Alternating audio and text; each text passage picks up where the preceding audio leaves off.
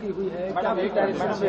माननीय मुख्यमंत्री जी के नेतृत्व में आज जो विभागीय समीक्षा थी ग्रामीण विकास, ग्रामीण कार्य और पंचायती राज की, माननीय मुख्यमंत्री जी ने बहुत ही क्लियर, स्पष्ट राज्य की आवश्यकताओं के अनुसार योजनाओं को बनाने, उसे जल्द से जल्द क्रियान्वित करने और यह भी भरोसा दिलाया कि इस राज्य की महिलाओं को, ग्रामीणों को आगे बढ़ाने के लिए जो भी उचित कदम ग्रामीण विकास, ग्रामीण कार्य और पंचायती राज को जो सपोर्ट चाहिए होगा वो एक्सटेंड किया जाएगा।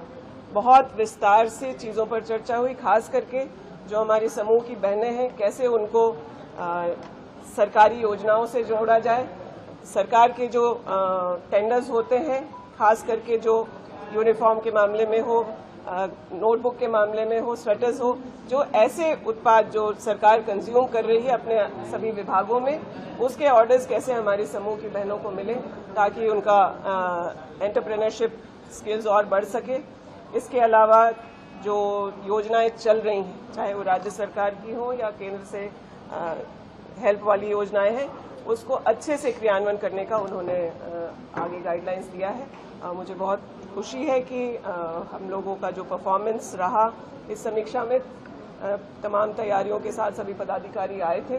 और आने वाले साल के लिए जिन चीज़ों को हम लोग प्राथमिकता पर लेकर के विभाग चल रहा था, चाहे वो महिलाओं के और आर्थिक सशक्तिकरण को लेकर के हो या फिर गांव पंचायतों के स्वच्छता को लेकर के हो, सॉलिड वेस्ट मैनेजमेंट को भी लेकर के, माननीय मुख्यमंत्री जी ने कहा कि हमारे राज्य के इतने खूबसूरत राज्य में अगर सफाई रहेगी, प्लास्टिक खास करके मैनेज रहेगा, उसका वेस्ट मैनेजमेंट का तरीका होगा, तो हमारे यहाँ पर्यटन को भी के लिए भी लोग ज़्यादा आएंगे। इसके अलावा सबसे विशेष बात रही कि माननीय मुख्यमंत्री जी ने हम लोगों के डिजिटल पंचायत की जो योजना को धरातल पर हम लोग उतारने का प्रयास कर रहे हैं पिछले 1.5 साल से, उसमें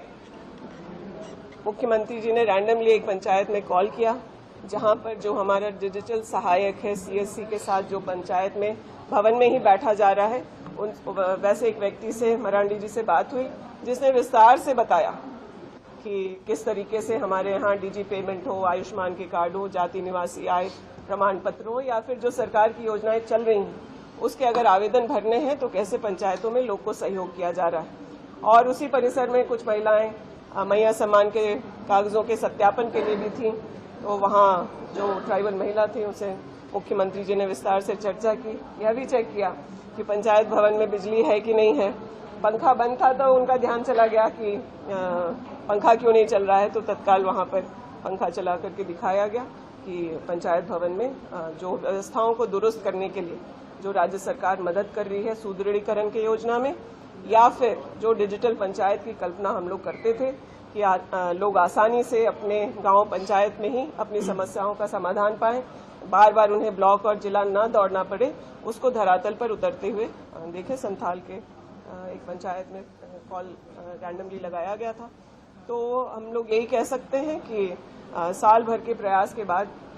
हम लोग एक जगह पहुंचे हैं और अन्य भी जिन इलाकों में थोड़ा नेटवर्क का इशू है वहां तक डिजिटल पंचायत को पहुंचाने के लिए जरूरी कदम उठाए जाएंगे।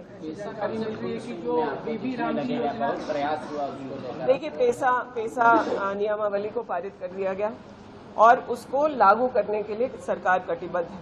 आप लोग देख रहे होंगे लगातार, चाहे वो एनजीओज हो, चाहे पारंपरिक जो हेड्स हैं,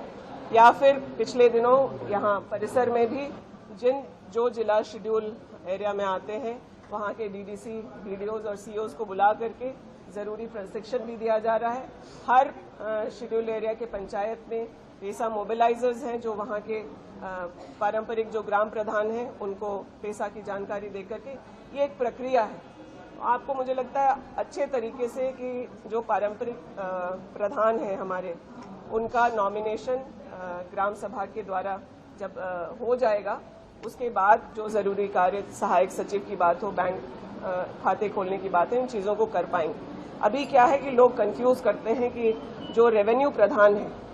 उसी को ग्राम सभा का हेड समझने की गलती कहीं कहीं हो रही थी। उस पर भी पदाधिकारियों को दिशा निर्देश देकर एक बार या तो लोग सेल्फ सर्टिफिकेशन के लिए अपना फॉर्म भर लें, जो यह घोषित करें कि हम पारंपरिक ग्राम प्रधान हैं और उससे आ रहे हैं, तो एक सेल्फ डिक्लेरेशन भी संभव है,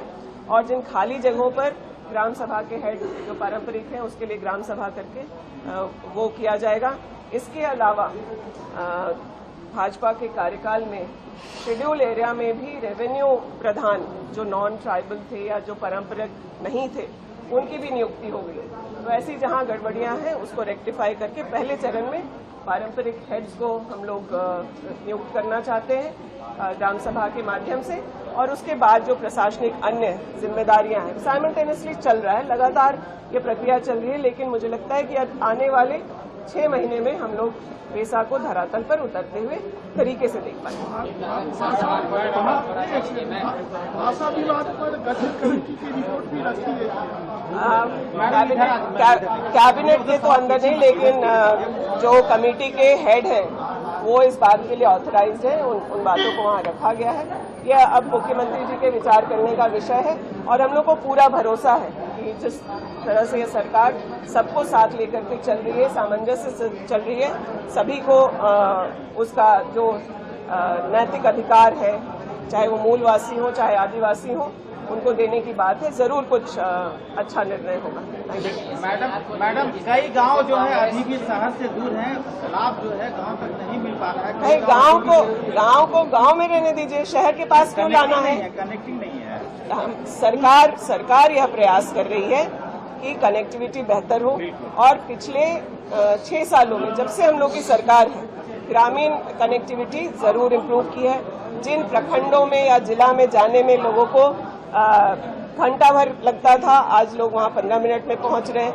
कुछ सुदूर इलाकों में अभी काम चल रहा है, उसको कैसे तेजी से किया जाए, पुल पुलिया से उन्हें कनेक्ट किया जाए, इसके भी प्रयास कर रहे हैं। और जिन बातों के लिए लोगों को ब्लॉक और जिला दौड़ना पड़ता था, डिजिटल पंचायत के माध्यम से हम लोग ये प्रयास कर रहे हैं कि वो सुविधाएं उनको पंचायत भवन में ही उपलब्ध हो जाएं, और बहुत ही जरूरी काम के लिए वो ब्लॉक या जिला पहुंचे।